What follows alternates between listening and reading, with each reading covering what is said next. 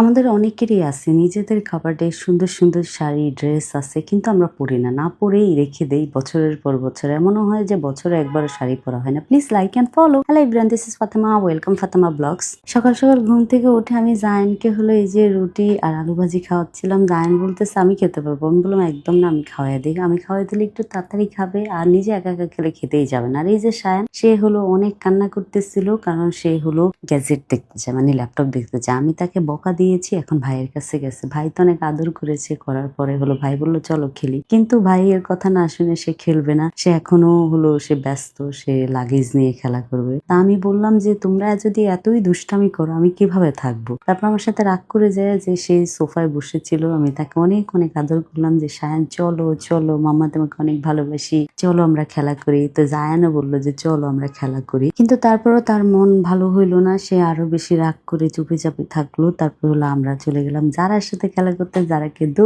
দোলনি খাওয়াচ্ছি। আর যারা খুবই খুশি হলো। এখন সায়ন খুব বিরক্ত যে তোমরা কেন যারার সাথে খেলা করছো, আমার সাথে কেন করো নাই। আমি বললাম আমরা তো চেয়েছি তোমার সাথে খেলা করতে, তুমি তো খেলতে চাও নাই। তবে একটা জিনিস কি জানেন, আমি আমার বাচ্চাদের সাথে খেলাধুলা করতে সবচেয়ে বেশি পছন্দ করি। আমি চাই না আমার বাচ্চারা অনেক বেশি গ্যাজেট দেখুক, আমি চাই ওরা রিয়েল লাইফে হলো সবকিছু দেখে বুঝে শিখুক, খেলাধুলা করুক।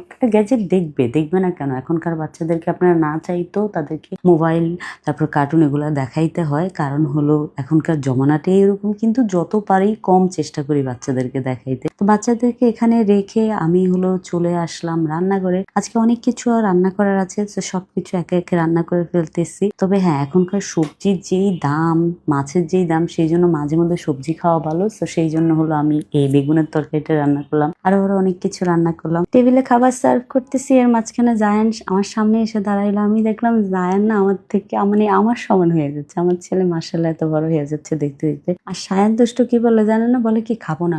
আমি বললাম কেন, বমি আসে। মানে ওর একটুনিকা বয়সে না খাওয়ার জন্য সে বলে বমি আসে। কিন্তু আমাদের যারা, সে কিন্তু খাওয়া শিখে গেছে মোটামুটি। তো যেটা বলতেছিলাম, আমরা অনেকে আমাদের কাবার্ডে অনেক সুন্দর সুন্দর শাড়ি থাকে, ড্রেস থাকে, আমরা কিন্তু পরি না, তাই না? তা আমি ভাবলাম এখন থেকে মাঝে মধ্যে যে ড্রেসগুলো আমি পরি না, মাঝে মধ্যে বের করে পরবো, না হলে ড্রেসও কিন্তু অভিশাপ দেয়। এখন অনেকে বলবেন যে আপু আমাদেরকে গিফট করে দিতে পারেন না। বাবা, নিজের শখের জিনিস কেউ গিফট করতে চায়? তা আমি শাড়ি পরে চলে আসলাম বাজারে। এখানে এসে দেখি চাচির হাতে 2টা মুরগি। চাচি বলা যাবে না, আপাই বলা যাবে, তাই না? দাম উনি অনেক বেশি চাইছে, 1800 টাকা। আমি 1400 টাকা বলছি, বলে চলে আসছি। অনেকে বলতেছিলেন আপু তাল কে খায়? এই যে দেখছেন, এই ভদ্রমহিলা একটা তাল কিনে নিয়ে গেছে। তারপর আমি চলে যাচ্ছি আমার পছন্দের চাচিদের বাসায়। চাচিদের বাসার সামনে না একটা চায়ের দোকান হয়েছে, তো মনে হলো একটু রং চা খাই। আমি আবার চা খাই না কিন্তু, তো চাটাকে ঠান্ডা করে তারপরে খেলাম। খাওয়ার পরে চাচিদের বাসায় আসলাম, ফোন দিলাম আগেই। তো চাচিরা সব সবজি টবজি রেডি করে রাখছে। এখন সব সবজি টবজি নিয়ে বাসার উদ্দেশ্যে রওনা দেবো, কারণ বাচ্চাগুলোকে বাসায় রেখে এসেছি।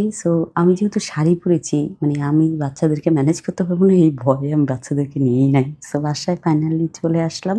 আসার পরে হলো আমি কলিং বেল দিচ্ছি, আর আমার বড় ছেলে কি করছে, আমাকে এত জোরে ভয় দেখাইছে, আমি সিরিয়াস ভয় পাইছি। ভয় পাওয়ার পরে আমি হলো এসে দেখি তারা বাবা ছেলে লুকিয়া লুকিয়া ওয়াফেল খাইছে। আর সায়ান বলে, দেখেছো মাম্মা আমাকে চকলেট দেয় নাই, আমাকে চকলেট দেয় নাই। আমি বললাম যাও তুমি নিচে যা চকলেট কিনে আনো। জায়ানকে বললাম সব সবজিগুলা নিয়ে আসছো। আমার লক্ষ্মী বাচ্চারা সব সবজিগুলা নিয়ে আসতেছিল। তারপর আমি খালাকে বললাম, খালা সবজিগুলা ঢুকে আনছে। সবকিছু মিলে আজকের দিনটা খুবই ভালো গিয়েছে, আলহামদুলিল্লাহ। শুকরিয়া আল্লাহর কাছে। Thank you so much for watching my video. Bye bye, আল্লাহ হাফেজ। সবাই ভালো থাকবেন, সুস্থ থাকবেন।